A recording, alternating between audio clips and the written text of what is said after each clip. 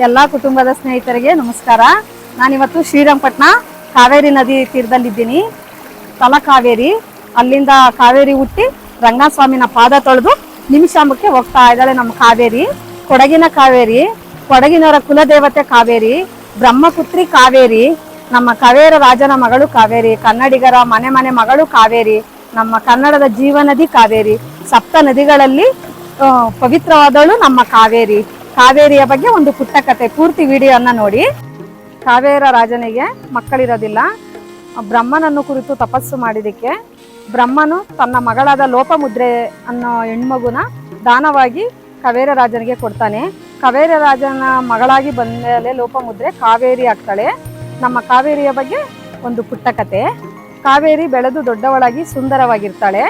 ಆಕೆಯನ್ನು ಅಗಸ್ತ್ಯ ಮಹಾಮುನಿಗಳು ಮದುವೆ ಮಾಡಿಕೊಂಡು ಆಶ್ರಮಕ್ಕೆ ಕರ್ಕೊಂಡ್ ಬರ್ತಾರೆ. ಬೆಳಗಿನ ಜಾವದಲ್ಲಿ ಅಗಸ್ತ್ಯ ಮಹಾಮುನಿಗಳು ನದಿಯಲ್ಲಿ ಸ್ನಾನ ಮಾಡೋದಕ್ಕೋಸ್ಕರ ಬರ್ತಾರೆ. ಆಕೆಯನ್ನ ನೋಡ್ತಾರೆ, ತುಂಬಾ ನಿದ್ರೆಯಲ್ಲಿ ಇರ್ತಾಳೆ.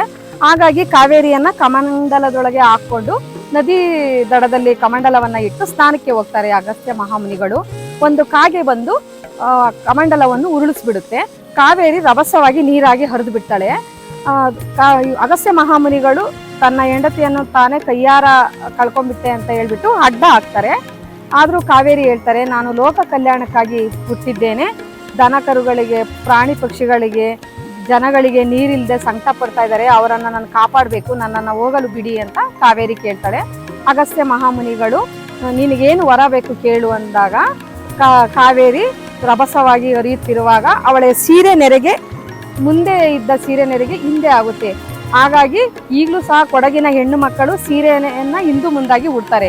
ಅಗಸ್ತ್ಯ ಮಹಾಮುನಿಗಳು ವರವನ್ನ ಕೇಳು ಅಂದಾಗ ಕಾವೇರಿಯು ಕೇಳ್ತಾಳೆ, ಯಾರು ನನ್ನ ನದಿಯಲ್ಲಿ ಸ್ನಾನ ಮಾಡಿ, ಯಾರು ನನ್ನ ನದಿಗೆ ಪೂಜೆಯನ್ನು ಮಾಡ್ತಾರೋ ಅವರಿಗೆ ಪಾಪಗಳೆಲ್ಲ ಕಳೆದು ಅವರಿಗೆ ಪುಣ್ಯ ಸಿಗ್ಲಿ, ಅವರಿಗೆ ಒಳ್ಳೇದಾಗುತ್ತೆ ಅಂತ ಕಾವೇರಿ ಹೇಳ್ತಾಳೆ.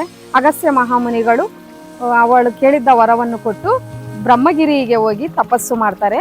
ಹೀಗೆ ನಮ್ಮ ಕಾವೇರಿ ನಮ್ಮ ಕನ್ನಡದ ಜೀವನದಿ, ಕನ್ನಡಿಗರ ಮನೆ ಮಗಳು ನಮ್ಮ ಕಾವೇರಿ, ಬ್ರಹ್ಮಪುತ್ರಿ ನಮ್ಮ ಕಾವೇರಿ.